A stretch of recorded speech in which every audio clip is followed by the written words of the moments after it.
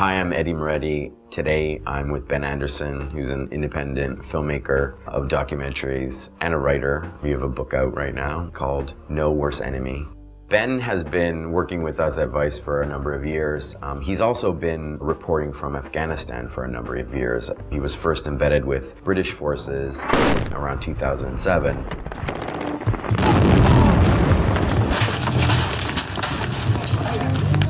Anybody hit? Anyone hit? But he recently made a trip to Afghanistan in December of 2012. So we're gonna watch Ben's new documentary, which is called This Is What Winning Looks Like. It's a shocking and an eye-opening look at the state of Afghanistan today. Tonight I can announce that over the next year, another 34,000 American troops will come home from Afghanistan. This drawdown will continue, and by the end of next year, our war in Afghanistan will be over.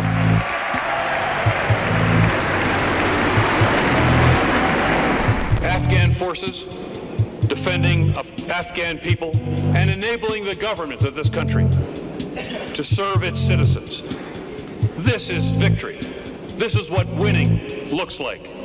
And we should not shrink from using these words. You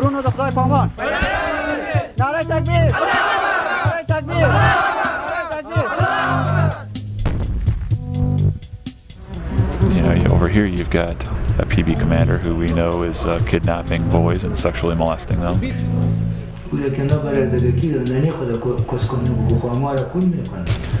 So try doing that day in and day out. Working with child molesters wears on you after a while.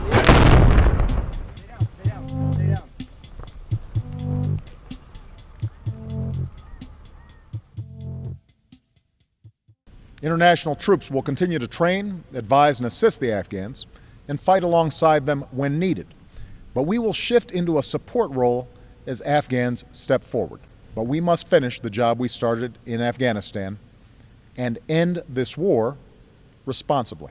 This is what the American military is saying and the American government, but you don't believe it because you've seen to the contrary. Yeah, and the British and American Marines on the ground don't believe it either. I mean, all it is now is about getting out and saving face. Yeah, and we're not leaving because we've achieved our goals, we're leaving because we've given up on achieving those goals. I think that's the only goal now, is to somehow look good as we pull out.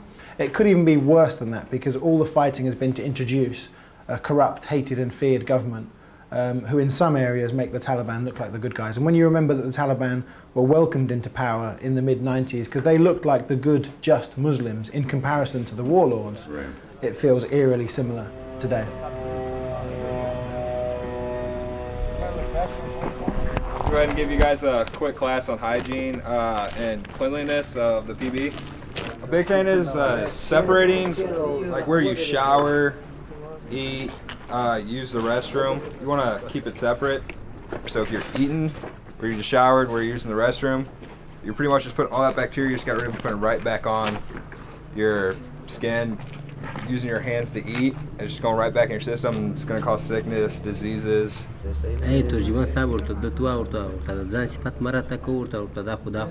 دا زموږ خپل کار دی، معنا چې جامع پای کوو ورته موږ ته د مینو درس راکړه، تورنیکټ درس راکړه. دا سړی چې سرخان ته کښېني لاس پرې وي باره ورته کښېني ورته دا ګرده پوه دي، معنا ګرده د درس یې ویلی میشه ته سوی دی دوستان و دستي بل درس. Let me explain one more thing, all right? We're taking time out of our lives, the Marines are, okay? Everybody here is taking time out of our lives to come down here away from our families to help you guys. We're not here to offend anybody. If we say something that may offend you, you know, we apologize ahead of time. Let us know and we'll fix it. Everyone believes that the training is being accelerated now as we leave. The training is almost non-existent now. Most of the forces have pulled back to the main bases, which they never leave. Because, as I say, the people on the ground, I think, have given up on there being any chance of success.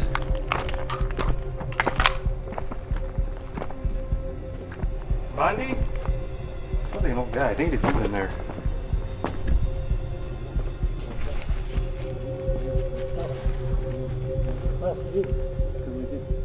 Hey. Bondi? Mas esteja hoje, mas de boa base. Bandihana? ترجمان Tarjuman. اوكي So they've got 4 secret prisoners who they stuffed in the furthest room and filled the door with sandbags, so they were trying to hide from the Marines. څنګه دلته د نن کړیا How long have they been there? ولې راوستي یاست طالبان یاست They are? No, they are not Taliban. لاسونه بیخي دغه د سپرسېدلې Oh, I want you. He's handcuffed. Okay. Okay. We always just hear this is. څو نفره څلور نفر یو سپین ږیری دي درې ځوانان Oh, there's 4 guys. 4? Yeah. Okay. All right. I'm gonna go talk to the PD. Tell them I was going to the bathroom back there and I heard voices back in the corner. Who are those? اوس وکیل صاحب ما راغوښتي دي هغه سره ته خپل خبره خلاصه کړه بندیان ما ته څوک کښېنولي دي خادوالا راویستلي چې ما نه علاقه وایم ورته څوک چې زه سبا راځم د وطن سره راپورته کړي دي اوس ما دلې خپل دوی بیا یا دغه جرم یې موږ ته نه دی معلوم بالا بس دغه دوی راپورته کړه په لاس یې ماته راکړه ما ورته خوندي کړي دي اوس وکیل صاحب راځي بار یې په لاس ورکوم وکیل نظرګل د خاده سره برای تللي و دا خلک یې راپورته کړل Can we see if they're in our system with the eye scan? Can we do the eye scan? These guys? Yeah.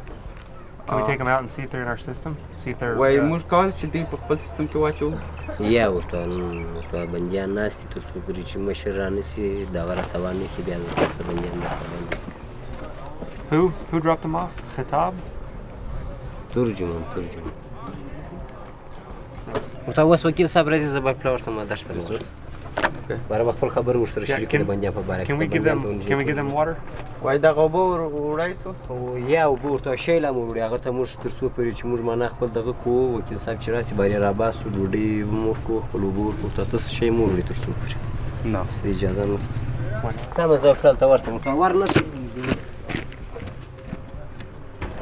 Just wait. I don't want to piss them off. It's their show. They show their prisoners. If they kill them, they'll learn. We gotta prevent that though. Right. Doesn't the U.S. military have more, capable kind of resources to do? This is literally nation building from the psyche up.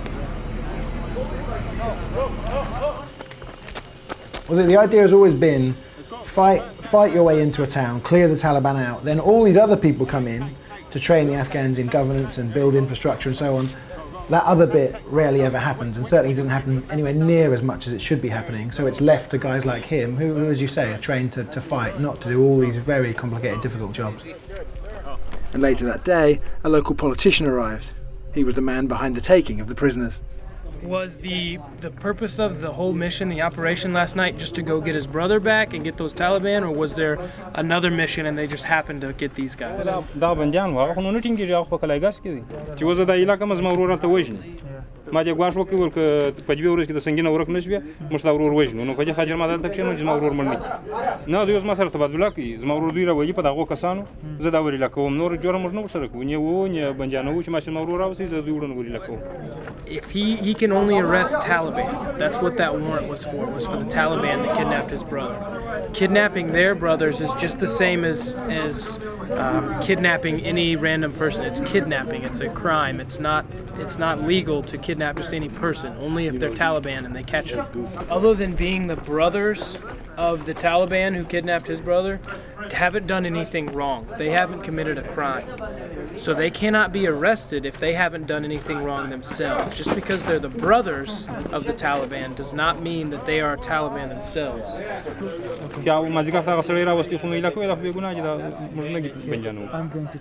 This shows how powerless they are. They don't really know. All they know is 4 guys have been illegally taken, are being illegally detained, not fed, not given water, and it's being hidden from them. They're playing catch-up all the time. That's all they can do. The Marines I was with turned up to spend the night at this patrol base, but the Afghan police had pulled the security barrier down and were selling it as scrap metal at the local bazaar. So they had no security whatsoever in their base, so the Marines couldn't stay.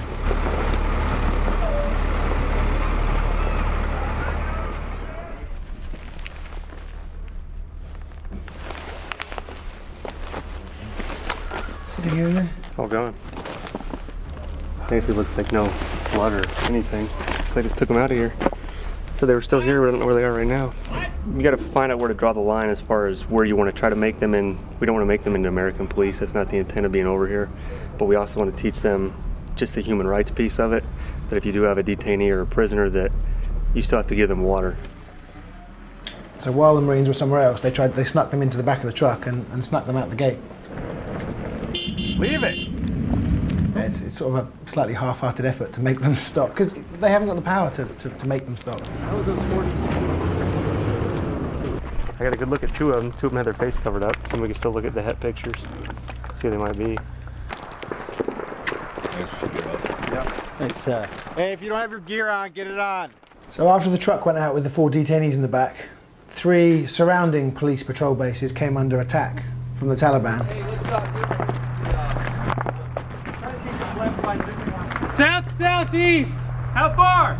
At least 300 meters. As soon as the Taliban see the US Marines truck somewhere, they don't attack it. They only attack the weak spots. Right. Although some bullets eventually came towards the watchtower that we were in. Hey, what are they shooting at? Hey, tell them to watch out. They're just a fucking... Talk to them, Donald. Truck coming in. Hey, بخته هغه ته کوچنیان دا وای چې تکان مکو چې کوچنیان باندې لګي شدلی پروکر سودانیه بخته سو تکان وکړ Don't shoot until you can see them. وای چشته وای تر څو چې نه دی لیدل نه دی کتل ورته دلته ناس ورته خو دغه سیز مشاورم ولې ورته زه دوه وخت ما تر اوسه نه دی ورکړی inside the compound how can I see them if I don't shoot they will stop Wait till they come But out. then if you don't see them, then you can't hit them with the bullets. You're gonna waste ammo. وای چې ته مهمات په اماسه مصرفوي چې صبر وکړه چې تر څو ویني بیا Kids ran into the tree line. وای چې هغه ته کوچنیان هم دا اوس ما ولیدل روان ولا کوچنیان روان دي You got any eyes over there to the left? Negative. Got nothing. Where, sir?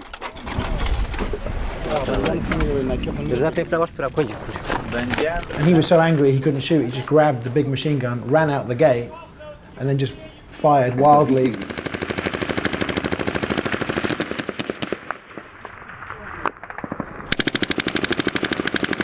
He's just walking and shooting. He's not aiming at anything. Around at the corner. Yeah, they're just walking down the alley shooting at nothing. They're just walking down the alley like this, shooting.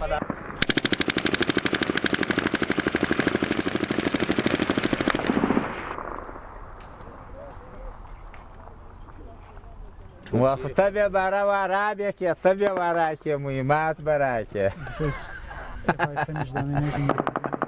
Not if we don't have it.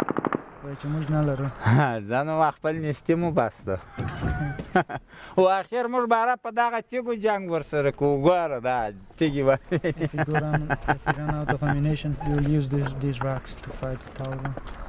All right. Good to go.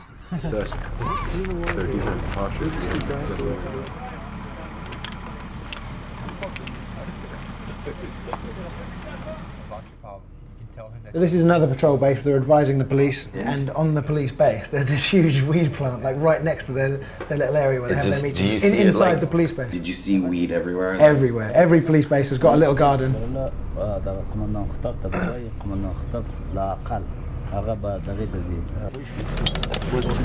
خو د سینه وکنه زه په سکه نه سکل لرم نه راکټ لرم ما د اسکل دی او چې جنگ ست د زموت زما د اسکل دی د نه وی لار دی نه د جنگ دی نه د شدي نه راکټ لرم نه وان لرم نه سکل لرم ته په کاله شي کو خو نه بر طالب نه دا مسکل دا ټول سکل دغه د نور نسره یا نه سودا دا خراب دي کنه الا لو شکر Well, you have 2 options. You can go to PHQ and you can tell them your situation.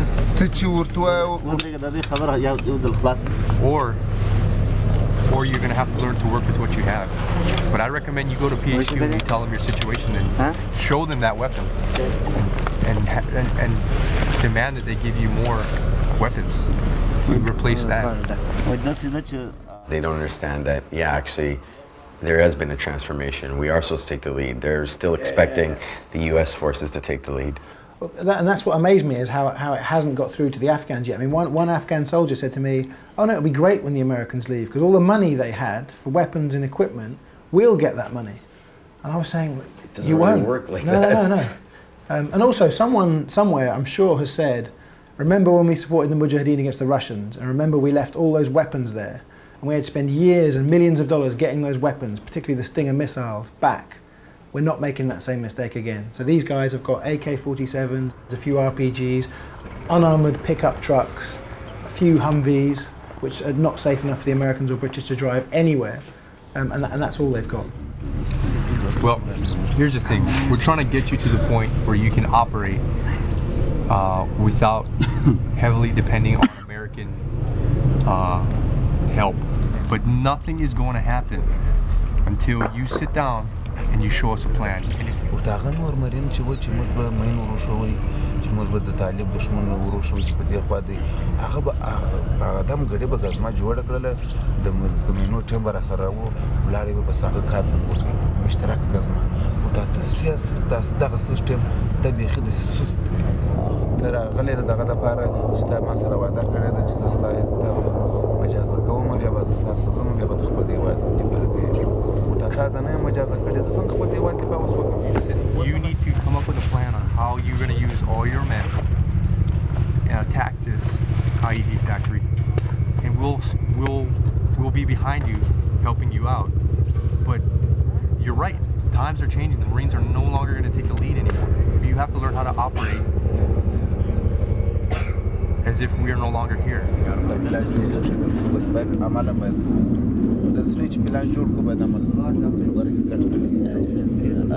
I hear great things about you. You're a good PB commander, so you have a lot of men here, and I think you're going to do great things. And he eventually gets through to him that you have to come up with a plan yourself, then you can do it, and we'll support you if need be. So they leave with the police commander saying, okay, I'll come up with a plan within a few days and we'll do it. And a few days later he just vanished on leave and no one's heard from him since. No plan. Helmet on. Alright, we gotta go. Put your helmet on, Saeed. Saeed, put your helmet on, brother. At another patrol base, as usual, they didn't seem to want the Marines' help or advice. You can just have your guys gather around right here, and then we'll show them what you do.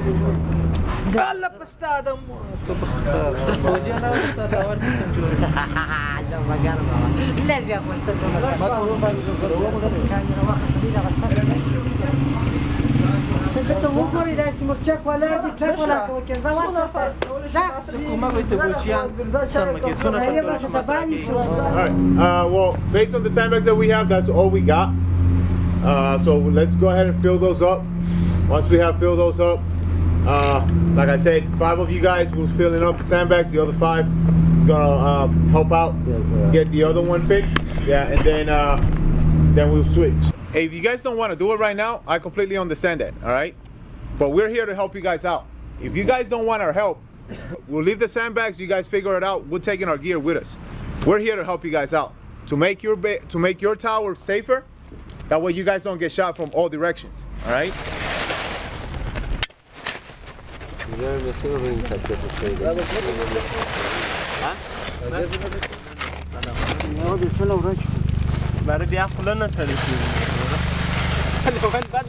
Babunas?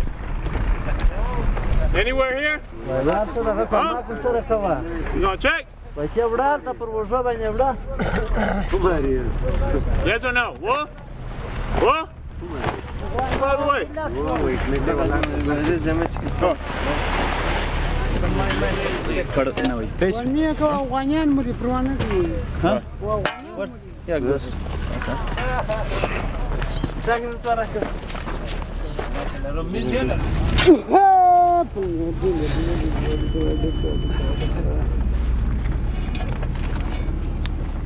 Policeman at the checkpoint was smoking weed, which is kind of normal. But 2 of the policemen filling sandbags now are out of their brains on something else. Something stronger, opium or heroin. Literally nodding off as they stand up or sit down, filling the sandbags.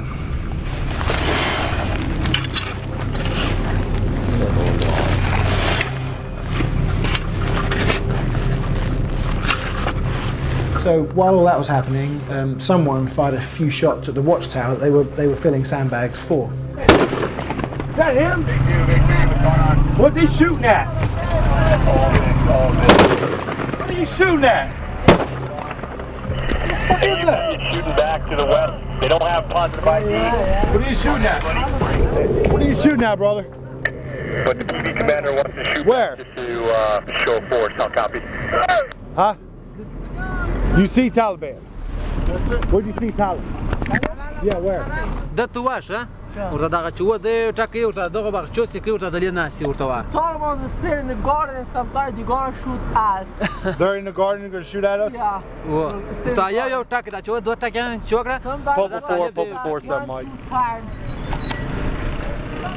They haven't seen who just shot at them. They just want to get some shots fired back as a sort of show of force.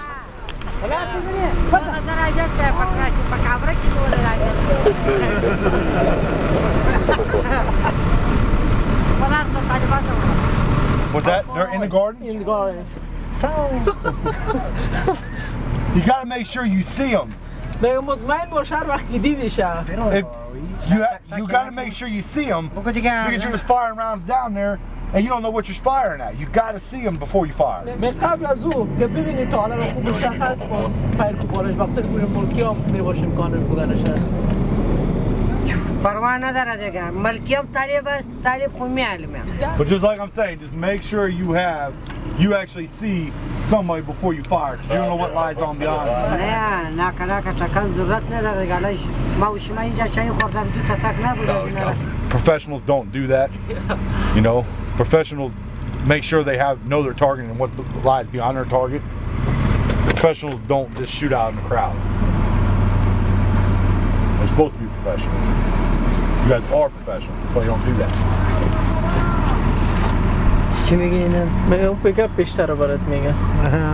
And then 3 weeks later, the deputy commander got shot right through his body and scraped his lungs, and the Marine medics saved him, and they found a bag of heroin in his pocket. So I'm sure these guys were on heroin.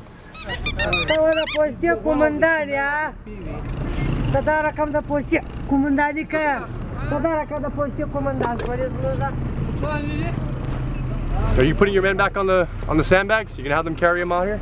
خپل کسانو ته وویل چې دغه ټول دغه بوجیان راولي تو سم ده ورته چای پیر راځي په دغه څو وجو صدقه دغه بوجي دغه بل خلاص. The lesson of the day was filling sandbags. The police got bored of that very quickly, pulled over a car at their checkpoint and just got some civilians and then some kids to fill and carry the sandbags for them.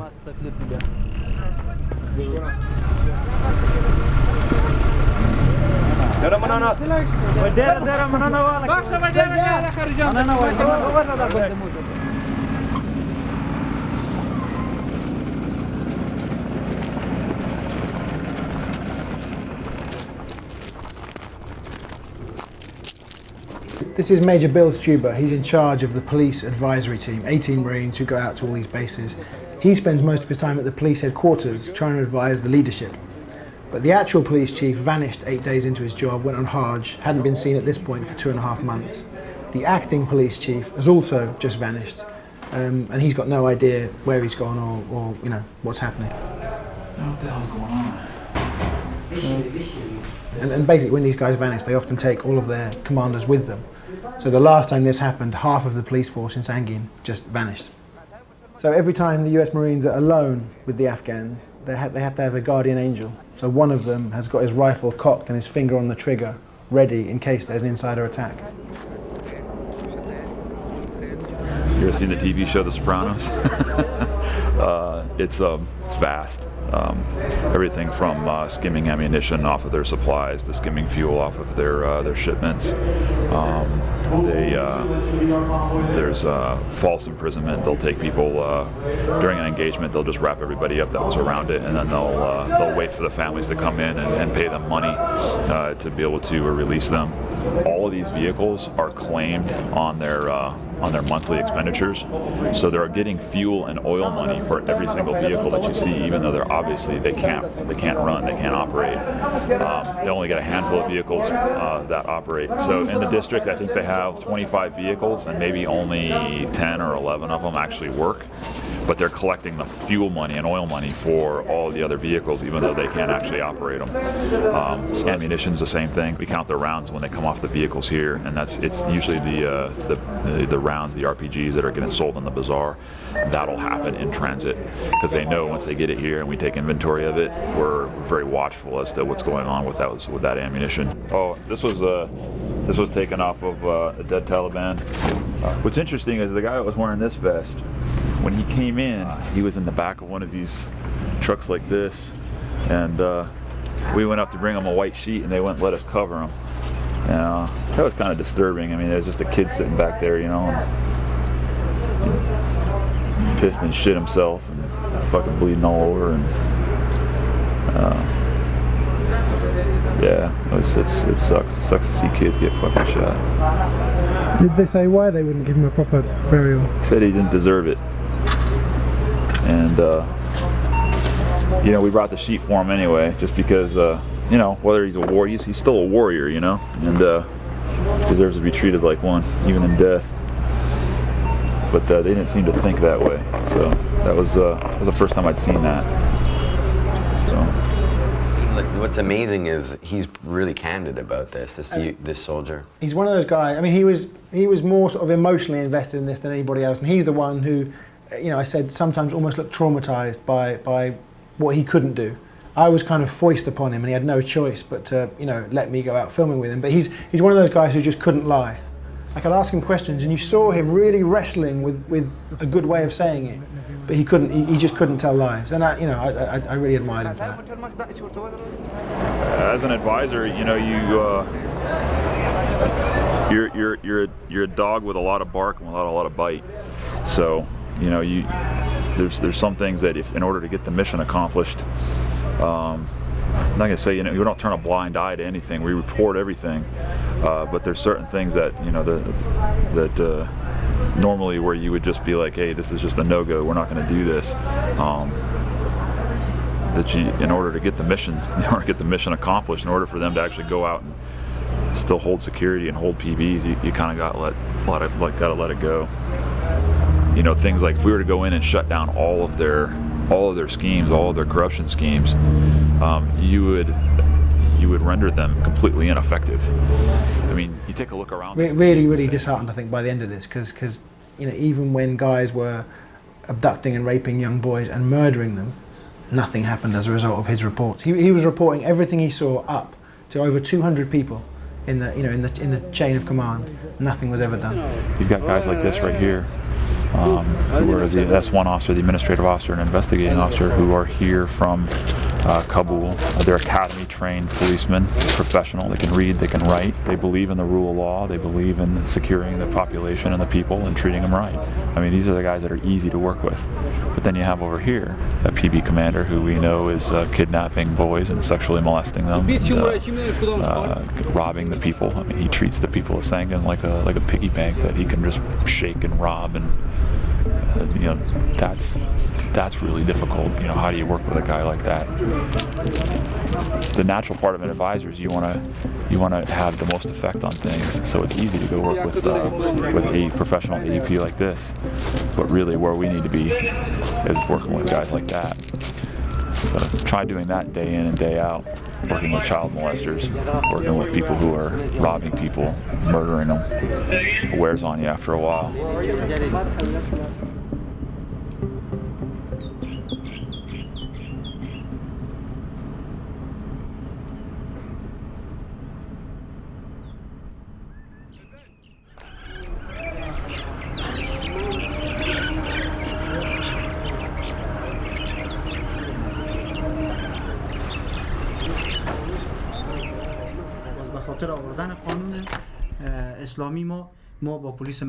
So that's Hamid Khan, an Afghan army commander, and he was the one note of kind of cautious optimism. I mean, the US Marine said he's the best Afghan army commander they've ever seen. Like, really good guy, really motivated, had all the answers to the right questions. Not stoned. Not stoned. And I think if he saw his, there were quite a few soldiers that were stoned, but I think if he saw his men doing things wrong, I think he would stop it.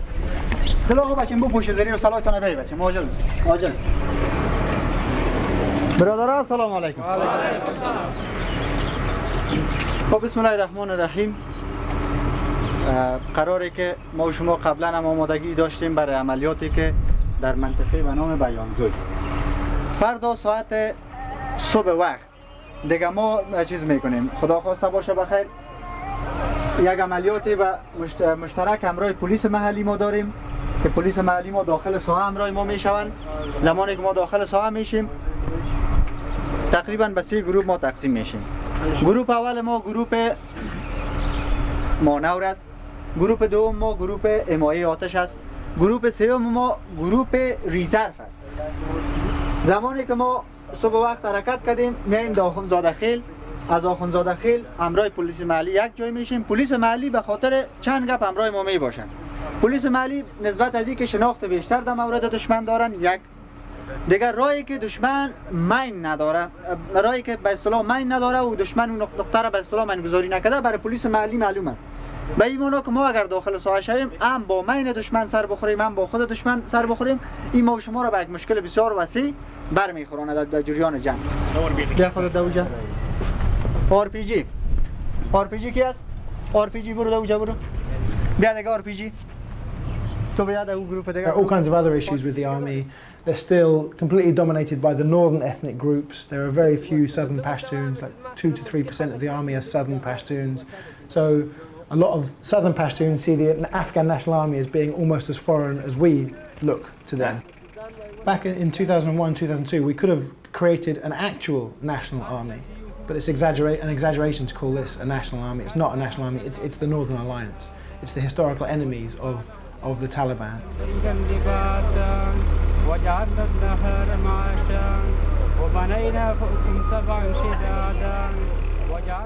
One thing you do see is with these guys is they've got pictures of Massoud everywhere. Right, who was the leader of the Northern Alliance. Yeah. But he was just another warlord like the other one. Well, you talk to Afghans and many Afghans will say, listen, you in the West love Massoud, but you know, when they shelled Kabul, tens of thousands of civilians were killed. And entering into these southern villages with pictures of Massoud everywhere it's almost like me driving around New York with a picture of Bin Laden, you know, in the window of my car. That's an exaggeration, but you don't look like the army who have come to protect and serve when you come in with pictures of Massoud and pictures of Dostum, who's probably the most brutal warlord in Afghanistan's recent history. در وقت شروع جنگ اگر دشمن شروع میکنه جنگ، در قدم اول پرسونل ما اول موضع میگیرن، بعد از او ترصد میکنن، در مرحله سوم انداخت میکنن بالای دشمن. از انداخت اضافه مهمات قطعا جلوگیری میشه. رسیده عملیات ما و شما امکان داره که تا شام ادامه پیدا کنه، بیش از 12 ساعت طول بکشه. دشمن شاید مقاومت بکنه، نشه که باز بر ما مهمات هم به سر وقت نرسه و باز ما به کمبود مهمات مواجه شد. جان مردم ملکی، مال مردم ملکی، عزت و آبروی مردم ملکی در این جریان عملیات ما و شما محفوظ می باشه. رسیدی؟ چرا که در ساحه احتمال داره مردم ملکی هم باقی مانده باشه، دیگه آخرین کوشش ما می باشه که ما فرق دشمن با فرق ملکی بکنیم. There was a big drive to try and get southern Pashtuns to join the national police and the national army. It failed.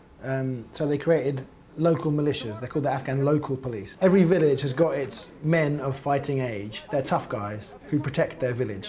Some are Taliban, some are anti-Taliban. And we just said to all of them, regardless of their history, if we put you on the payroll, will you fight for us or not fight against us? And that's what these guys are. They're the Afghan local police.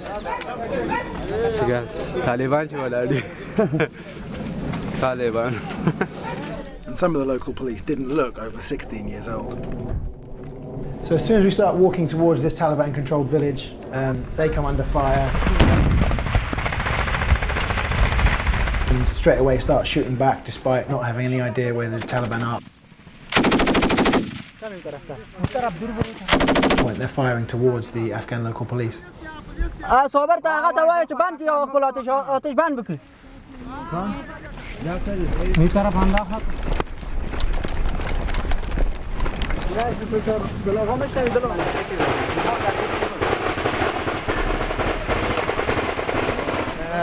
Overside of the river, lots of pieces. You're crossing by boats and ships and coming here, shooting, then going back and crossing the river.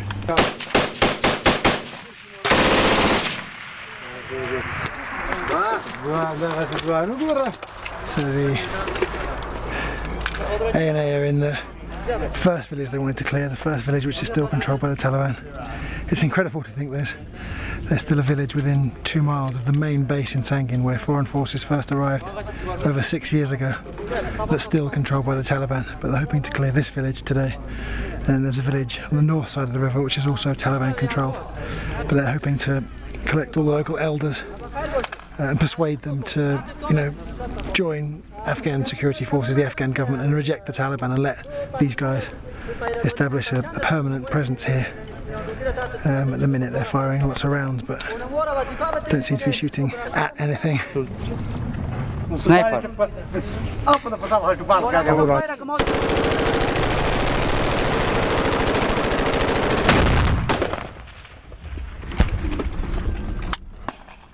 Are there anyone near that?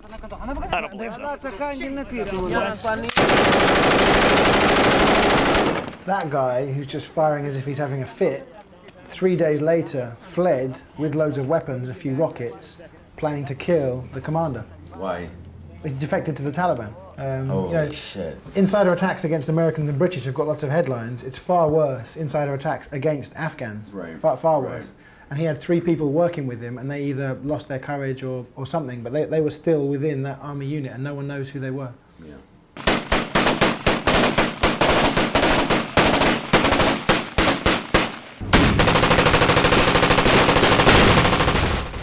So there's a balloon in the sky that films everything. They've got them all over Afghanistan. Whose balloon? American. American. And they've got these cameras that, night vision, thermal, which mean you can follow somebody for weeks. Kind of like low-range drones. They just sort of sit there. Yeah. But they can stay up there in one place for weeks, just attached by one cable. So someone is watching all of this, and he says, it's 4 guys, not sure if it's Taliban. But as they were running away, one of them ran out and planted a white flag in the middle of all that firing. And it's not a flag of surrender, that's the Taliban's flag, a white flag. Oh, shit. Planted that, and then they escaped.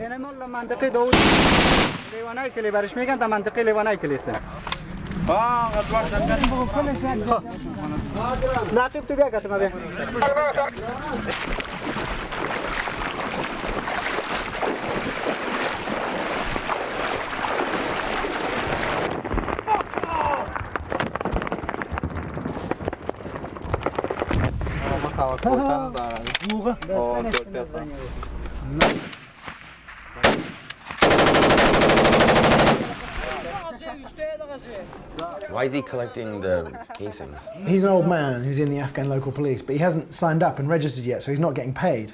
So he collects all the casings to sell as scrap metal at the local bazaar. So the Marines accompanying the ANA are not really advising at all. They let the ANA plan and execute the operations themselves, and they're just here just in case things go badly wrong and lots of people are about to get killed.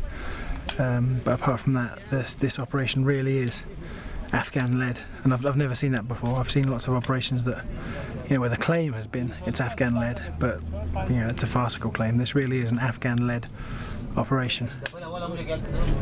Good. Dushman, Taliban finished. Finished? No good Taliban. Run away. Fuck you, Taliban. So at the end of that operation, they walked back to the village where they started, and they got the few remaining local elders together and said, look, you need to give us some men, give us some young men and form your own local police force and defend your village. تاسو ته معلوم ده چې محلي پولیس، ملي اردو، ملي پولیس ټول غواړي چې ساعت د دشمن د ماینونو هم خلاص شي او د دشمن هم خلاص شي. څو ورځې مخکې تاسو ته معلومات و چې دلته په دغه بیانځای کې څو نفر د طالبانو د ماین ملکیان شهیدان شي. چې تاسو دشمن خو داسې دشمن ده چې یونیفرم نه لري. د تاسو او د دوی په منځ کې فرق نه کیږي، فقط څوک فرق کوي تاسو یې چې فرق کوي. زموږ غوښتنه دا ده چې دولت هم اوس حاضر ده چې تاسو ته سلاح ورکړي، تاسو ته حمایه وکړي.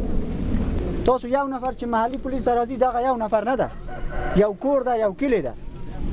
زموږ پاشه خو دغسې د شریکه چې موږ خو ډېر په ازاد یو چې مځکې یې کوو، ټکټروانان مو پښې پرې کېږي، کوچنیانو مو پښې پرې کېږي، پر مینو باندې خېږي، حیوانانو مو منه تپېږي، سرایونه مو نړېږي. نو دا خو بیخي غټ عذاب و تکلیف دی. معنا د خپل سرایو د خپل د غو څخه فرار په دشت پراته په دغه کلی کې شپېته او یا ځوانان نه دي وایي نه خو تصمیم ونیسو موږ او تاسو تر څو پورې د تاسو پرې شي خدای فضل د هغه سپین ګیری وګورئ کاکا وګورئ د خپل کلي کور د خلکو په خدمت کې نن سلا اخیستې د محلي پولیسو سره ولاړ دی همدغسې ده که نه دغه تاسو د هغې نه ځوانان هم یو فزیکي قوه هم ورنه ډېره ده ورنه تکړه هم یې دغه حاجي صاحب ته وګورئ دغه محلي پولیسو کې ولاړ دی ودرېږئ محلي پولیس جوړ کړئ دغه بیانزو کې 15 طالبان راځي په خپله خوله وایې ته ورته وایې چې مه راځه تا خبره قبوله نه کړه هغه د بېګا مین ور باندې پټاو شو موټروان یې والوځولو که غواړئ چې په سوله امنیت کې ژوند وکړئ خپلو ځمکو باندې په ښه شکل کار وکړئ خپل ماشومان هم مدرسې ته ولاړ شي مکتب ته ولاړ شي په راتلونکي کې روښانه ژوند ولري زه چې بار ستا په کلي کې عملیات وکړم ته تا ته به خوند نه کېدار یا به ستا پر دماغ بده پرېږدي موږ غواړو چې ته زموږ سره کومک وکړي زموږ سره همکاره سي توپکان واخلي تر هغه وخته پورې چې ته ستوانمندي رسېږي زورمندي مو رسېږي چې ته تقویه کېږي د دښمن سره مسابقه کوي تر هغه وخته قومندان صاحب حمید خان دی قومندان صاحب توري علي خان دی ته راسې د خدای پر لیاز دغه قرآن پر لیاز د علیه السلام بارک پر لیاز باندې بې اتفاقي مه کوو That was pretty amazing to think that after all of this money and effort and bloodshed, all we're saying to villagers like these guys is, we'll give you a weapon and you can defend yourself. So we're asking Afghans to pick sides and side with the Afghan government right as we're leaving and right as the Taliban are as strong as ever. And if I was an Afghan living in Helmand province... It's like, hey, pick the losing side. Yeah, or I wouldn't pick any side. I'd be nice to whichever strong man was in my garden at that point. Then, in the middle of all this, there was a visit from the American ambassador and the British deputy ambassador. I was told it was a symbolic visit. Sangin has always been known as the most dangerous town in Afghanistan. So the American and deputy British ambassadors visited to show if they can visit this hostile town of Sangin, then progress must be being made. They walked about 150 meters, had lunch, had a briefing where they were given nothing but glowing reports about how wonderfully everything was going. So they're not... You're saying they're not staying and fighting, they're starting to move out? Yes, sir. A little bit earlier, here specifically because of some of the operations that have been taking place in our battle space, sir. We ripped out with 1-7 about a month ago and significantly reduced a lot of the Marine presence in Sangin and northern Helmand, and we've seen ANSF continue to hold all those patrol bases throughout Sangin. The numbers may show that there is an increased frequency in the attacks. The effectiveness is far less than ever before. People are talking about security may not be that good, and I showed a map of 2010 where you could see the entire Sangin Valley as a block of red. And now we talk about it in pockets, like the entire district. And I said that's a good thing. So there's not that sustained presence that we may have seen in the past. So again, it's a continuing growth throughout the district, and it's starting to expand. Working together, it's across all lines, exactly where we'd want Sangin to be right now. Exactly so it is working? Absolutely, sir. We've got the whole cooperation, learning thing that's all taking place? Yes, sir. The advisor teams are really what have taken hold in here. And the ambassadors want to visit Sangin because that shows that Sangin is now, the most dangerous town in Afghanistan is now safer than it was. They're pretty out of touch. It felt like they were there for the photo op and to tick a few boxes and then leave. I mean, the Marine Major, who was so open and honest about all the problems he's having, kidnapping, murder, drug abuse, child rape, he was there and had to sit through this briefing, didn't say a word, wasn't asked a single question. That's a deliberate choice, not to ask him a question. Well, I guess the CO just wanted to present a very rosy picture. If they turned up and they hear that there's child abuse, murder, drug, kidnapping, all going on, then the whole PR stunt has failed miserably, hasn't it?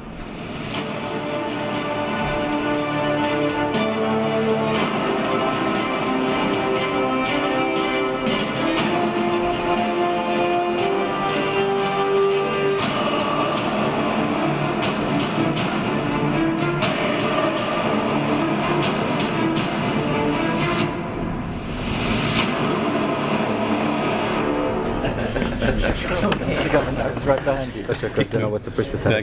Thank you very much. Thank you. We're very committed to our relationship. This is a small gift of the local province. So this is a peace jirga that doesn't involve the enemy, only involves one side, and nothing was announced or decided. I mean, the idea of a jirga is people with opposing views come together, thrash it out and reach a consensus? I'm here today to come with the chairman of the High Peace Council, Salahuddin Rabbani. He's attending a peace jirga here, an important event in Sangin, and I've been wanting to come here for some time. This is my first visit to Sangin, and I've been very impressed by what I've seen so far. And there was a time not that long ago when we promised Afghans that their country would be rid of the Taliban. What's changed? I don't know that we promised the Afghans that the country would be rid of the Taliban.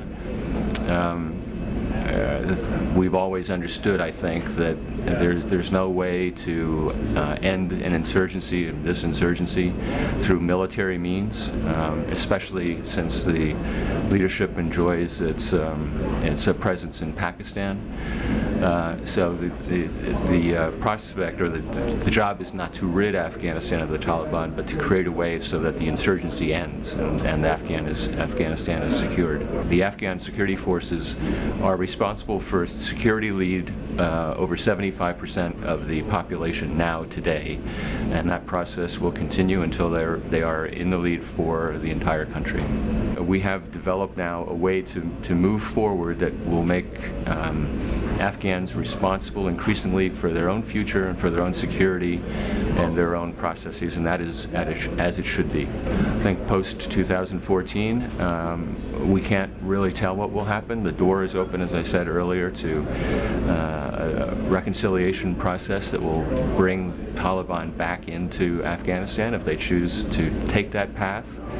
And for our part, we intend to continue assistance and partnership with the Afghans going forward if they wish. We're here today to support the Peace Jirga here in Sangin, which is a gathering of several hundred of the most important tribal leaders from around this area to talk about peace and reconciliation. I think peace involves people making hard choices, and I think it's about the choices that people make, not about what label they are carrying now. If the Taliban choose that they want to participate in politics in Afghanistan, if they choose to renounce violence, if they choose to take part in elections, in choosing of people's leaders, then any group that makes those choices can be part of a settlement here. If they don't make those choices, if they set themselves up against the Afghan state, then they won't be part of the process. I think it's as simple as that.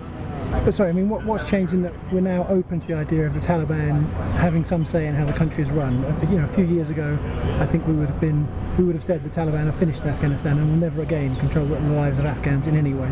I think we've always been open to the idea that people who want to take part in politics in this country, who respect the constitution, who respect the rights of people, have a right to take part in politics in this country, just as in any other country. I think I can speak with confidence when I say that if you asked a lot of local people here who are the bad guys in this area, they would say the police rather than the Taliban. How can you change that perception in a fairly short amount of time? I'm not sure I agree with that perception, Ben. I think, again, talking to the Marines who are here, who are out on patrol with those policemen every day, they say that the attitude of the Afghan population here in Sangin has changed hugely over the last few years. And then at the end of this briefing, the helicopter out was delayed by an hour and a half. So I said to them, go and talk to Major Stuber for an hour. Just say, this won't affect your career, but go and speak to him and tell him, ask him to tell you what's really going on just 200 meters down the road. And they said, oh, he wouldn't be open and frank with us like he is with you. And they went and had a cup of tea with their bodyguards instead. Walked back, got on the helicopter and left. But you literally walk 200 meters out of the main gate and you'll see that you know, that's not true at all. The exact opposite is true. So ISAF put out a statement after this saying the diplomats visited the once insurgent hotbed of Sangin and saw firsthand the progress being made there, which I think was the point of going there, really, not to actually talk to guys like Major Stuber, and certainly not to talk to these guys. These guys are the elected local officials, and the British are very proud. They created this local council, elected by 2,000 residents of Sangin. But I spent a whole day with them, and not one of them had a single good thing to say about what we've achieved there. د ځان دغه کې چې د طرفات کم سي او د مشکل کم د زمر سره وعده کړی چې په څورسه کې به موږ د دشمن جدي بارس بیا به موږ ځو او دشمن هغه سره پروت دی نو زمر په لسانه په هغه وخت کې د بیل زیات موږ په یوه چې زمر په لسان ته مرګ جوړ خدغه پروژې چې دوی کړی دي دغه مصرف چې دوی کړی دي د دوی مصرف هغه اندازه چې دوی لګولې ده هغه د ولس په ګټه سلام یې سم نه د کار سوی یا کانټراکټ والا وړي دي یا خله وړي دي یا بل وړي دي یا بل وړي دي دوی چې راغلي په افغانستان کې وو دوی راغله په افغانستان کې مطلق یا د خودلته کار چې دوی راغله مګر دلته کار سره ونه رسېدی هغه مشکل دوی نس کولای دوی د معنا بس په ځان خلاصي مطلق موږ پوهیږو چې دوی زموږ کوم امنیت تامین شوی دی چې دوی ځانونه باسي دوی کومه فابریکه را جوړه شوه چې موږ ته چا تیاري راکړې چا ټانکونه راکړه راوستلي په میلیونو ډالران یې مصرف شوي په میلیونو خلک راغلي دي چې خلک په زراو چې مړه شوي د دوی امریکایان د انګریزیان د دار دولت خلک دلته مړه شوي دي موږ پوهېږو نو موږ به کله دونه مقابله وکړو چې په دوه لاس په دوې پښې باندې د دونه خلکو مقابله وکړو موږ خپله ګزاره سره کوو چې دا افغانستان به بېرته دوی تاله ته ورسي هغه امریکا کې ډېر مشکل د امنیت څه لرو مګر امنیت په لوږه نه راځي زموږ د لوږه غم او امنیت یو ځای نن هماغه آد اوس هم شروع دی پرون ما د هغه پوستې قربان ګرد ورځ په ناستو تېره کړې ده چې هر ځای چې سر ورپورته کړی وای هغه ګونۍ یې په سره اړول د ده دا شکه او زموږ د هېچ اعلانه سره سمېږي د کومندان صاحب څخه او د جوالي صاحب محترمه صاحب د جنرالان محترمان څخه دا هیله کوم چې د کوڅېدو اوضاع ډېره ناامنه ده ما دا 3 میاشتې کې چانټا تړلې ده 4 ساعته پر ما باندې ټکان شروع دي په دا That's pretty bad. And that, if anyone would be pro foreign intervention, it would be those guys, elected local officials.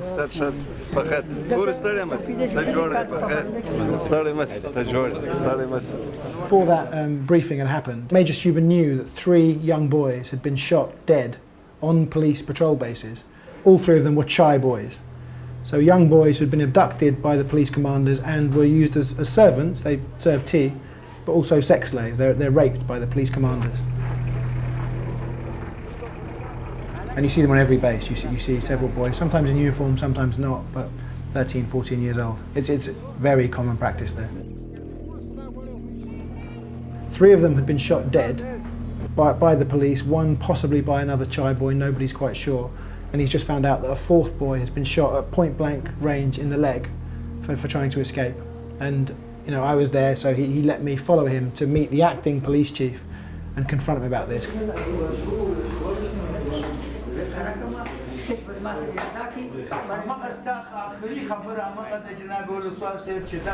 Yesterday we had unfortunate news come in.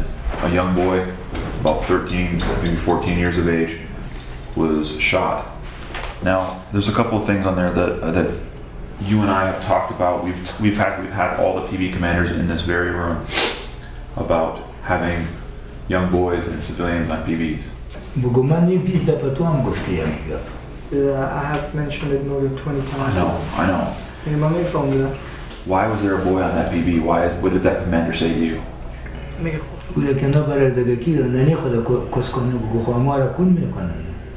خودشان هم کنده در علی قضای خود عجب رو جمعی خودت کنید ما راپور دادیم که ملکیسته ناسا هم در ملکی میایه ما بهش گفتیم که ایره نگاه نکن پیش آوردیم همون بچه بگو خودشان میخواه که در پوسته بشینه آشوانه برای عجب کنه شما که بگو وقت خواستم یک نفرش سپیدم ما بگو آورده بودم رو جلب کردم که یک بچه خوردش او یک نواسی خوردش در پوسته بود ما برش میگم که نواسه و بچه تا ببر برای خدا ما را پشش خلاص کو اگر بذات خدا تو را بندی میکنم ما را میگم ما چطور کنم که میبرمش پس نه. He's saying the boys want to be there, which begs the question, well, why would they be trying to escape? And in one case they tried to poison, one of them tried to poison the policeman so that he could escape, and that's what led to him being shot. We cannot have children in PBs. We can't have children even wearing uniforms like this one was yesterday. It's against the law.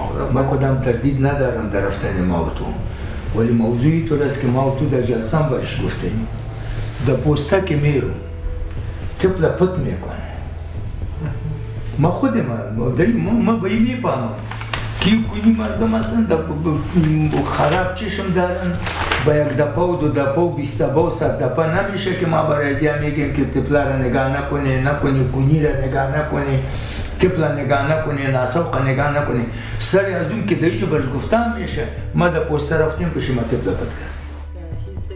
So this meeting went on for an hour and a half, 2 hours, and as you can see, he's not interested in stopping this practice and doesn't really seem to think there's anything wrong with this practice. Let's do this. Let's get together and go out there and get these kids out of these PBs and get them back to their families. We'll go in there early in the morning and we'll start going from PB to PB to PB. And if they've got kids in there in the morning time and we know that they've probably stayed there overnight, we'll free the kids and we'll arrest the PB commanders. Eventually, maybe to wrap up the meeting, he says, okay, I agree, we'll go out, we'll do a raid first thing in the morning and we'll arrest these commanders who are keeping child boys. So Major Stuber thought he'd made a real breakthrough.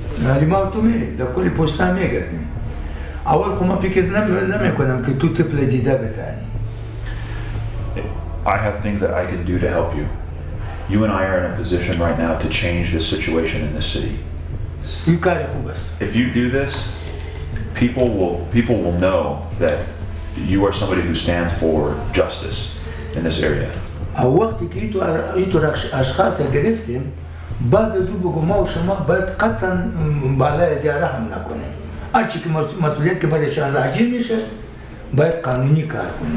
Do this, okay? I'm serious.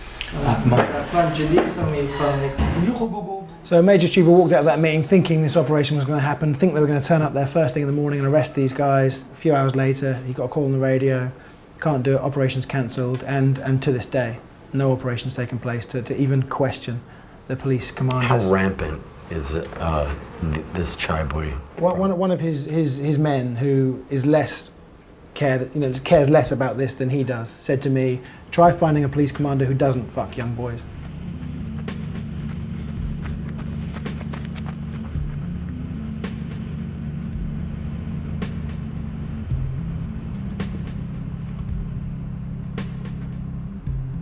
Most of the patrol bases that the British and Americans fought so hard to establish have been abandoned or handed over to the Afghans.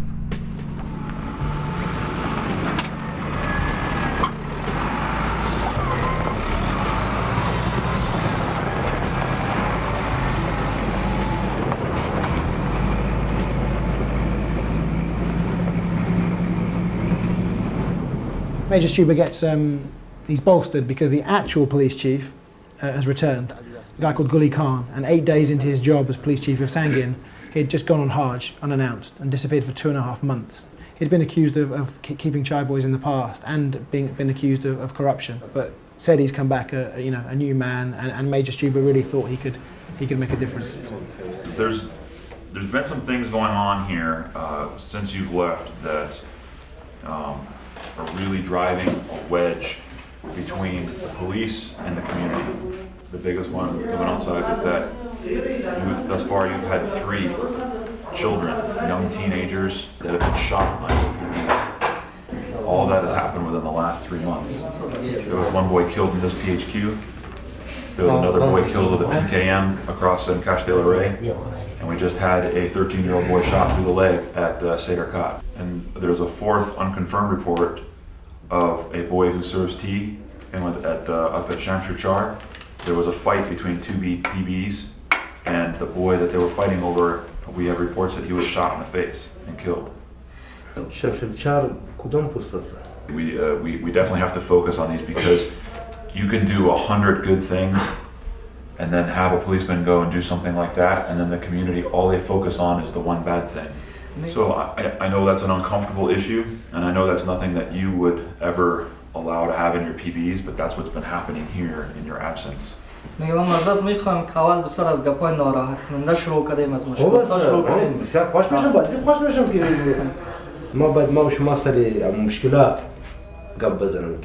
مشکلات چی مشکلات بوده او خوب کار کرده خوب کرده او خوب است او وظیفه ما و شما است که خوب کار بکنه ولی خالیگاه که دارم ما و شما باید سر ازی باز کنه که خالیگاه چی بود چی مشکل بود این همین مثل نمی بسیار خوب چیز است I also say that this is also something else that's very good. These are all the patrolmen who are ready for academy. This really gave a feeling of optimism.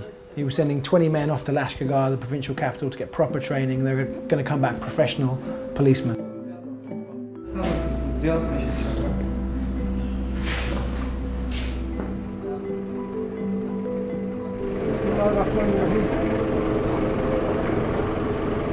ډیرو ګرانو او محترم سربازانو، نن تاسې د خپل د نظم او ډسپلین لپاره او د انضباط او ډسپلین لپاره نوې اکاډمۍ ته استخدامیږئ. شکر دی تاسې ټولو داسې نوي ځوانان یا چې په تاسې کې زه داسې څوک نه وینم چې هغه دې یا کوچنی وي یا ضعیف وي. دوستانو، اکاډمي ویل زموږ ستاسې دپاره ډېره ګټه لري. تاسې چې هلته اکاډمي واسو استادان لرئ، د خپل استادانو درس ته غوږ ونیسئ. تاسې یو څه زده کړئ، د دې دپاره ته ځئ چې هلته یو څه زده کړئ او بیا دلته راسئ، خپل دغه وطن د دغه خپلې ولسوالۍ دپاره په ښه توګه خدمت وکړئ. د دغه ځایه څخه چې ډېر په نظم، په ډسپلین، په پټه خوله د چا سره کوم جنجال مه جوړوئ، د چا سره کوم مشکل مه جوړوئ. تاسې دې دپاره چې خپل درس ووایاست. نو ستاسې څخه مې توقع او ارزو دا ده چې تاسې راسئ او دا خپل نور خلک پوه کړئ چې ورور هلته اکاډمي ده، اکاډمي د علم زانګو ده، هلته د زده کړې دپاره ځئ، هلته د بانډو بانډبازۍ و د دې دپاره نه ځئ. خدای مو مرسي، کامیابه اوسئ، کامیابي مو غواړم. جوړ اوسئ. شکر. The day after they went to Lashkar for police training, 6 of them got sent back because they failed the drugs test.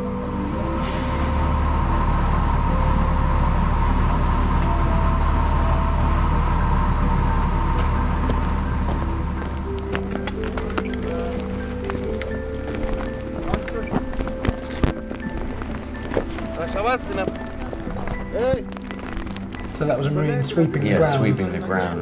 Behind the dudes walking. Yeah, which sums up the situation perfectly there.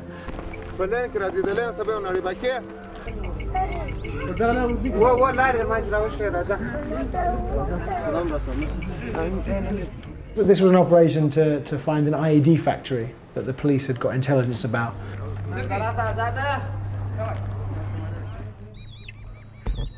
It turned out to be a derelict building with one old Chinese rocket hidden in the corner, which they got out, and then Guli Khan arrived to give a speech to the local elders.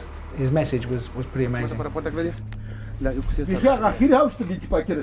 دغه خلک چې دلته ناست دي یو لا ولاکه دوم سړی لري. څنګه دوم سړی؟ چې دوی دوم سړی تر شا لري یا یې د طالب سره لري یا یې ستاسو. حاجي صاحب هغه خبره ما نه ده کړې چې ستا لري. هغه خبره زه نه کوم. داسې درته وایم دا ګرده یو سر خلک دغه چې نن تاسې راګرځولي دي دغه چې دلته ناست دا ګرده یا مستري دی یا دلته په بازار کې کار کوي. زه نه وایم. همداسې دی شی نشته دلته اوس موږ څه وکړو زموږ به خولې ته ولاکه انسان لا وګوري. زه نه وایم خو د دغو څه لښکر نه جوړېږي. وایم دا خورا لښکر نشي جوړولی. ما خبره بېرته پر ځای شوله چې ما درته وویل چې په دې شاله کې زه انتفاق نه وینم په هېڅ هغه خو نشته. نو ولې نشته؟ نو ولې نشته؟ یو د میرمندو پروت دی، یو د دغه کلاکز راغلی دی، یو دغه په قومو به جلا یې، په اسلام کې خو به جلا نه یې. یا په قومو سره جلا دي، په دین په قومو به جلا یې. اسلام خو به یو اسلام وي. یو اسلام. یو ورونه به یاست. نو بیا قومونه څه معنا لري؟ قومونه څه ګټه؟ اوس دا خبرې دي. سهار چا چاوې خوړلې چا نه خوړلې روانې ګرده خپل په خواري اخته دي.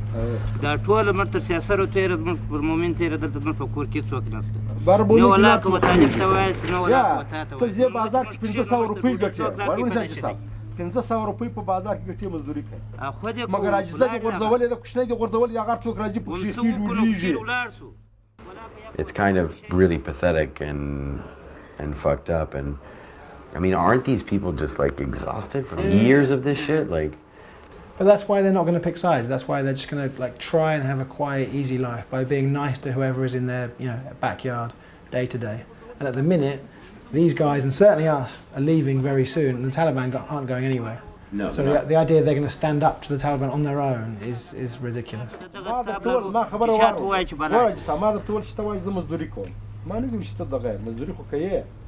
نو چې مزدوري کوي عیال وژني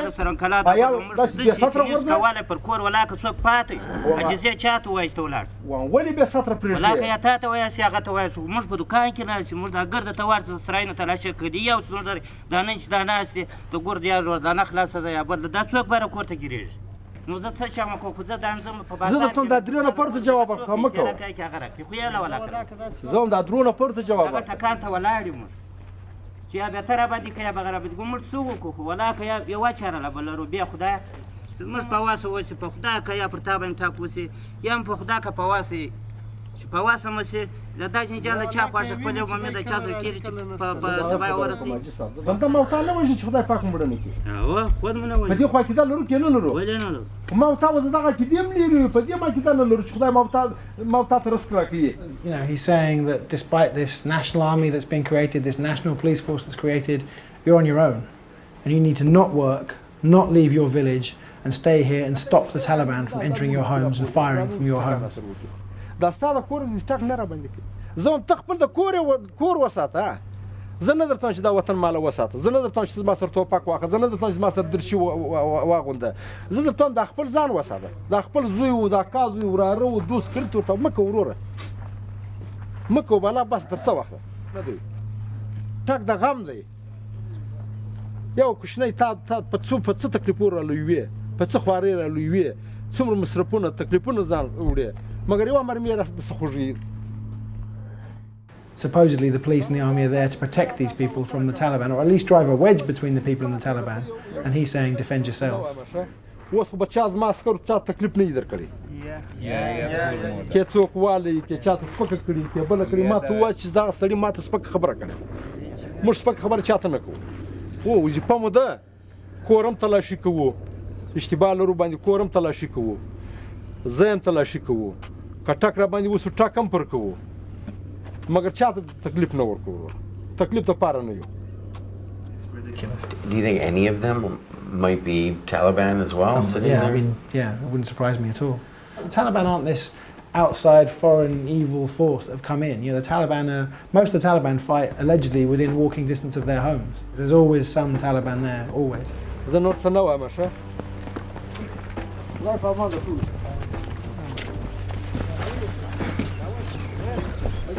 That's all you get. This was the third Afghan army operation that I followed, and it was very tense because the guy who I pointed out earlier, who fled with loads of weapons. Yeah, the guy that was firing like crazy. Yeah. One of Hamid Khan's men was arrested a few days ago with loads of weapons and a lot of ammunition. And he was planning to kill a number of the Afghan soldiers. He had 3 accomplices who didn't flee, and no one knew if they were still planning on doing it. Double agents or... This day was, you know, everyone was really even more than normal watching their backs. So everyone's on the lookout. If you think that he's starting to hold his soldiers back because we're here, let me know, because I don't want him to hold the soldiers back.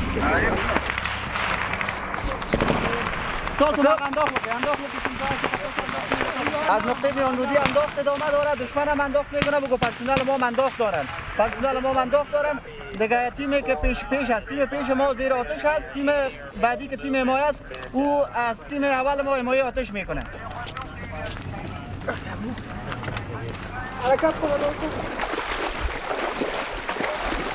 هغه د ماینونو ځای مش تاسو راشي هو خو ټیکټ حالت بازي حالت چې د طالبانو بیرغ ته حالت زی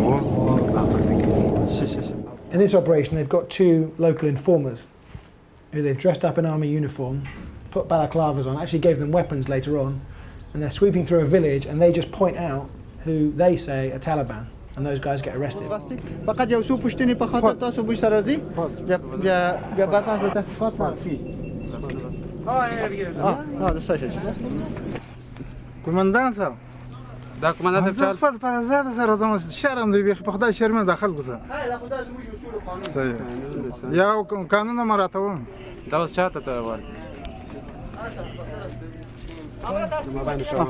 فقط تصمیم یک سرباز بگو کنه اون سرباز متوجه نمی باشه یه به پتای تکشن کومندان ها شته سلاس بار باز دادم دا گروپ سره تزی 2 نفر دیگر هم گرفتن Is that like a common practice or a technique? Yeah, fairly. But the problem with that is, you know, people can just point out their local rivals, right? Rather than the actual Taliban. The other problem with that is, even if they're genuinely Taliban, most of the people who get arrested and detained get released, right? Because of money paid to the right people or connections. The informer said this man was the former Taliban shadow governor. هم مسافه بتیدشون هم زنگول کش و پرود بتیدشون در قبول نفرم که تاسو واسطه ولدم مشکوک ده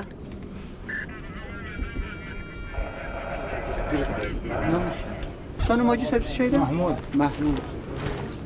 What often happens is they get sent to Lashkar, the capital, but the prosecutor just throws it out for lack of evidence because there is no evidence. It was claimed to me, and again I don't know how true it is, it was claimed to me that the police haven't prosecuted a single successful case in 2 years. Almost.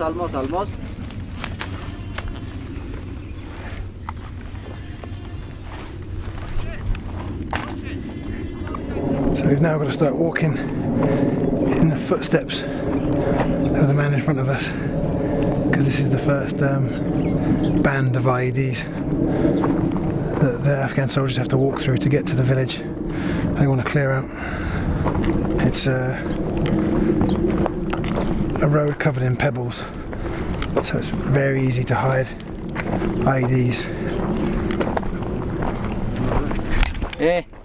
سر زمین کنج چیز زمان ماین بگوشه که منجا ماین است ماین پاکستان باشه که ماین نباشه که منجا پیش کامرا بگوش خط نبری خط نبری بچه‌ها خبر کنه نه ماین ندارد نیست ماین رقم ولا که منو خبر مرتر داوز دا خاطر شو سویلان چی کار منی خب پدا غلا راه تاسو زیو راځي دا څنګه بیا تاسو ته نه دا مې دوم غاښتش دا څوک مو خونوي د سړک په غاړه کې یا ناست یعنی دا څوک نه و چې خلک ته وایي چې تاسو لاړ نشئ یا شپږوال ته ناس و دغه سره ملکیان و ملکیان د کورو سره ناس طالبان نشکره یا نو شان نو طالبان په ساحه کې نه راځي سرکټ کې راځي څنګه حرکت خلمس کوشي ده بس ما ولې شي کې راغه تازه پټ کړی دا بس تر ایسته څه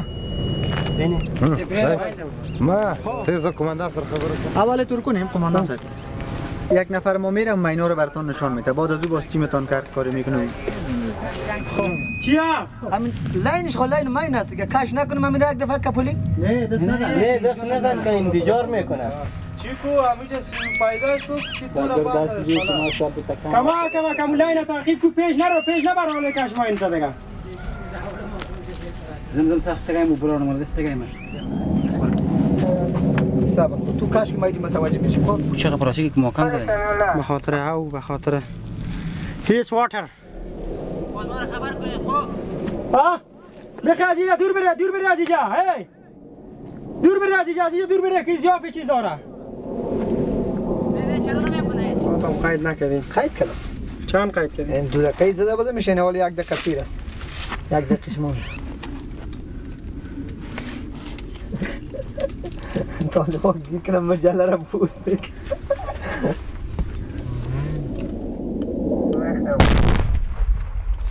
Fuck off!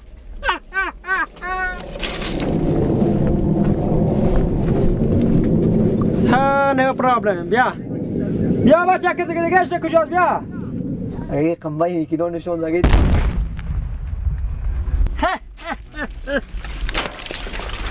کماندان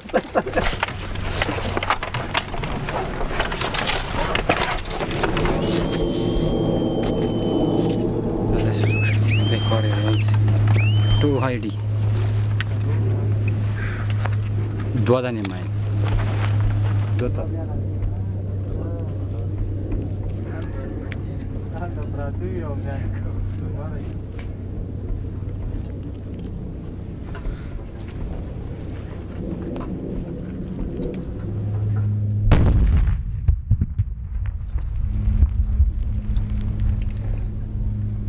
The focus of the operation became to remove this white flag, the flag of the Taliban, not a flag of surrender, and it's within view of one of the patrol bases.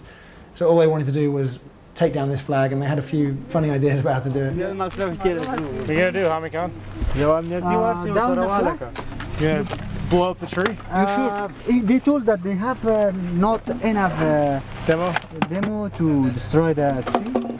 Otherwise, we must down the flag. Yeah, the flag needs to come down, I agree. That's near to our PV, and that shows the Taliban power. but they have no power. They only up their flag here. فلتين فلوكا میشه یک دو دور دگرد درخت میزنیم دی کای راکت دی بیخ درخت دی چپا میشه راکت دینش کجا تو هدفمند هدفزن داری میزنه راکت اون نزدیک شون از جا از اونو دیاد شد لامبار کنه دیاد بغلک نمیتونه زدن نمیتونه شما استقامت شرق ما را ترصد کنید که بیرق پایان میکنیم که کسی سری بچه انداخت نکنه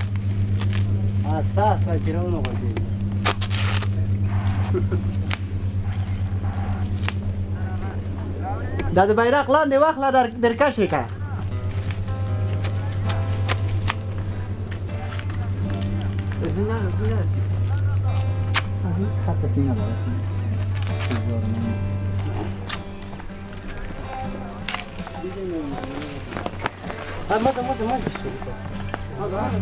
دا څنګه منډې وهي ده بیرق تیر کلاک وړي منګي در تر اورم ته چې مزه مایداش دا زکی او ماینی پاس برین پاس همون طور خطا گرفته تعقیب کرده حرکت کنی بخیر بریم همه تو پاس دمویدم یک So I think they did 9 IEDs in about an hour, which is unbelievably quick. خب بسم الله الرحمن الرحیم عملیاتی را که ما شما پیش بردیم شکر خدا دستاوردهای بسیار زیاد داشت. در قدم اول همی که دشمن در ابتدا بالای ما انداخت کرد پرسنل ما تانستن که هم دشمن ضربه بزنن و هم با یک مصرف مهمات کم بدون تلفات ما تانستیم که دشمن از سایه ما رو دور بکنیم که ما تانستیم با کمک مردم محل نقطه مین تثبیت بکنیم همو 8 9 مینی که بود 8 9 مین ما از ساحه خنثی کردیم.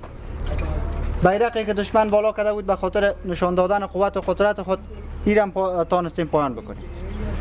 با یقین که ما بر مردم خودم نشان دادیم که ما انشالله توانایی از این داریم که پیش از 2014 پیش از اینکه خارجیات افغانستان به اصطلاح تخلیه بکنن ما توانایی از این داریم که مسئولیت امنیتی افغانستان به دوش خود بگیریم. همین که ما امروز میپذیریم با همه کمی و کاستی‌های خود داخل ساحه میشیم برای خارجی میگیم که شما را دیگه ما ضرورت نداریم.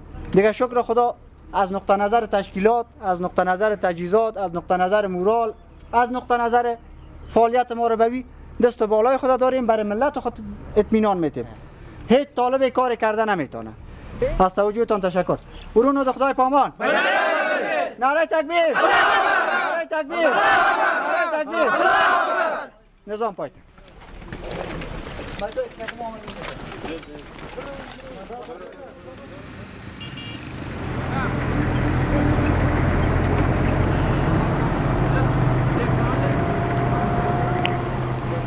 Okay.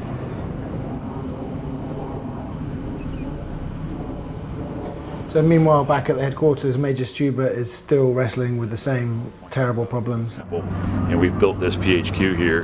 We've got 4 towers, and we've got a generator, and we've got a pump, and gates and concertina wire. But it's empty. There's no fuel here.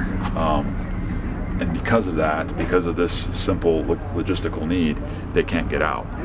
They've got 34 patrol bases from all the way to the southern green zone, all the way to the northern green zone, that they can't get out to.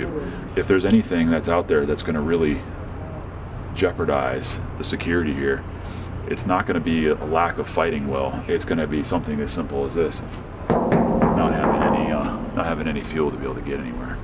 Where the fuel comes into is Lashkar-Gah, which is generally a 2-hour drive away. And the southern part of the southern green zone there, known as the Page area, is still controlled by the Taliban. So you can't get a fuel truck up here. It's just too dangerous for them to bring that much fuel to try and come up here and get to refuel their tanks or refuel their vehicles. So what they have to do is they have to sell the fuel down there in Lashkar-Gah, and they sell the fuel, and anytime you start selling fuel or selling those types of things, you open the door for corruption to be able to enter into the process. And unfortunately, this particular PHQ used to get about 20,000 liters every month, and the spigot has literally been turned off on them. And the Afghan government announced that it was going to stop sending fuel down here, and it gave a figure of how much was stolen. How much was it? I don't remember the number. It was it's nearly $1 million worth of fuel. So whatever $1 million US will buy in fuel. The government of Kabul was saying because the police are stealing so much fuel, we're no longer going to give it to them. So they can't move, they can't go anywhere. There was a big fight the night before and they couldn't get to it because they had no petrol. And the thing is, they just assumed that the Marines would bail them out and give them their petrol. Right. Which the Marines are now saying, no, it's not working like that anymore. You are on your own now. Right, so they've been stealing it for years and getting it off the Americans, and now the Americans have cut them off. Yeah. We had a long discussion with Sergeant Mateen today about how somebody goes about getting a commission within the AUP. He said it costs about 50,000 Afghani, or which is about close to $1,000 US to be able to get the bribes paid in Lashkar-Gah, and then it's another $4,000 US to get bribes paid within MOI in Kabul to be able to get them into the academy. So, in order to become an officer, just to even a basic lieutenant here, it costs $5,000. So that's quite a steep price for an Afghan. And these are big issues. Do you think they can be resolved by the time we leave?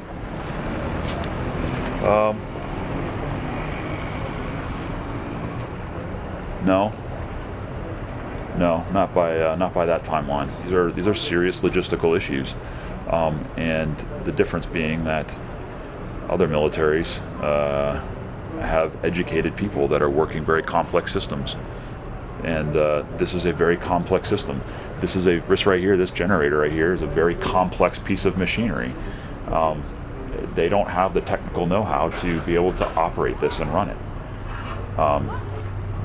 They don't have the systems or organizational know-how to be able to get fuel from their, through a distribution center to be able to fill up this tank. I only have basically 5 months to be able to teach them how to do this stuff, and then the next team's going to come in, and then we're going to spend a month trying to they're going to learn the AO for another month, and then they're going to have their time here and driving the bus, so to speak, and they still have to learn all this process and how it goes. So our actual amount of time that we have contact with them to be able to, one, understand their system, and then be able to coach them through it and help them be able to request the supplies and to be able to have a functioning logistical section. It's a complicated task for anybody, and it makes it even more complicated when you have a police force whose officers can't read or write. They can't communicate on paper. I mean, if everything's done by cell phone, there's no tracking, there's no record keeping. The system becomes wide open for corruption, exploitation. I mean, you look on the roof of the building right there, you see these. You can see the solar panels that are up there, but when you go up there and you look at the solar panels, you see that they're not really connected to anything. And when you ask them, like, well, where does this go? Where, who put this in here? They can't answer those questions. They don't know how it works.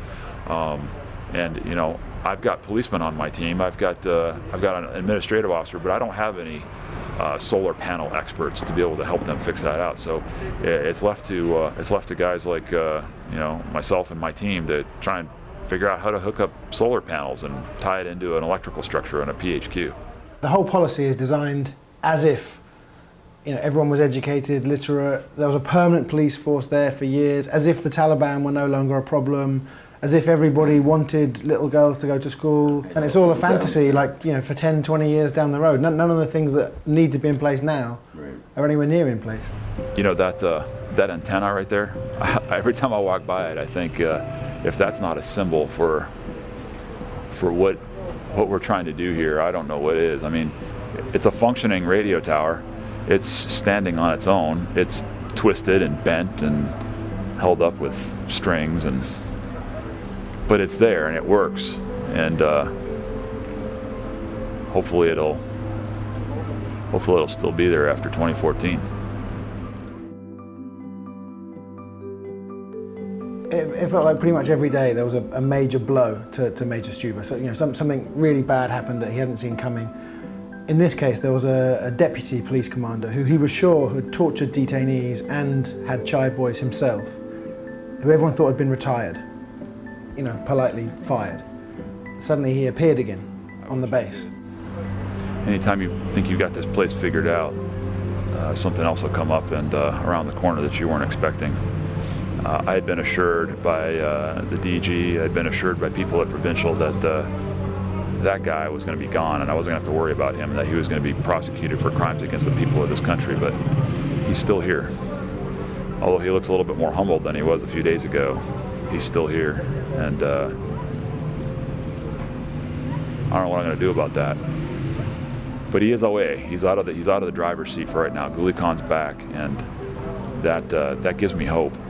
Because if you have people like Guli Khan, even though he's had a checkered past, you know, I mean, he's no saint by any means. You saw it today. He's working with the Sarin Wall, and you know, the guy that's sitting across the table from him right there, right now, that was one of the guys that was telling the Sarin Wall that you know, I'm gonna, you know, him and the CID officer were telling him, I'm gonna kill you if you come over here. I'm gonna kill you if you try and do these, try and prosecute people. But how does it work when people have got very serious evidence stacked up against them, seem to somehow get back into positions of power?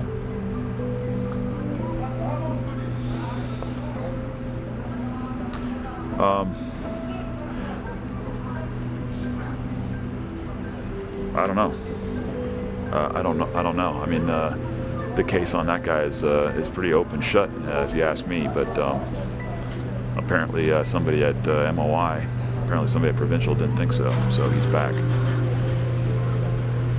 I guess money talks. So Guli Khan returns and brings this slight sense of cautious optimism. A few weeks after I left, he was fired for no apparent reason. He was replaced by an illiterate 24-year-old who the Marines were told had paid the right bribes to people in the government in Kabul. I came in a few nights after this to the little area where they sit down and have coffee, and he was just laying on his back with his eyes closed, and I thought he was asleep. He'd got a call and 4 kids had tried to pick up an old Chinese rocket, I think, right by the bazaar, and it had gone off. And they all died? Yeah, the 4 died. And again, it wasn't reported anywhere. I didn't read about it anywhere. Yeah. But he had to go and pick up the kids.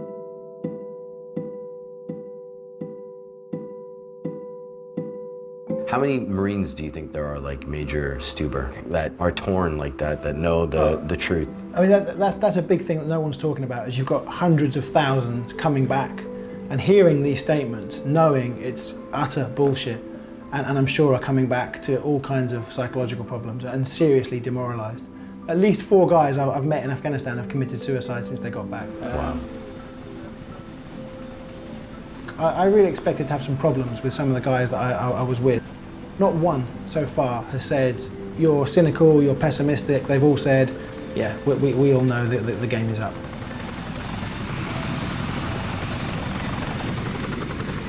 That's all you hear now is it's a success because 75, 80, 90% of the country is now in the hands of the Afghan security forces. Let's not talk about what those security forces are like. Let's not talk about their behaviour. The fact they're in the lead and we're coming home is success. Yeah. I mean, Taliban attacks are up, civilian casualties are up, the fatalities for the Afghan soldiers and police are up. 310 a month is the latest estimate, every month.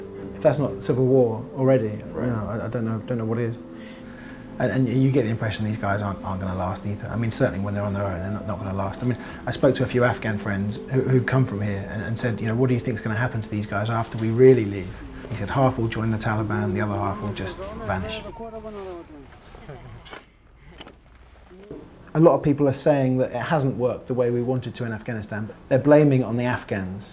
Oh, they always fight each other. Oh, it's just tribal rivalries, you know. I don't think that's true at all. I think there was a chance we could have got it right, but we put the worst people straight back into power after the bombing campaign and because of the rush to get to Iraq. And you know, it's our fault that it hasn't worked out now.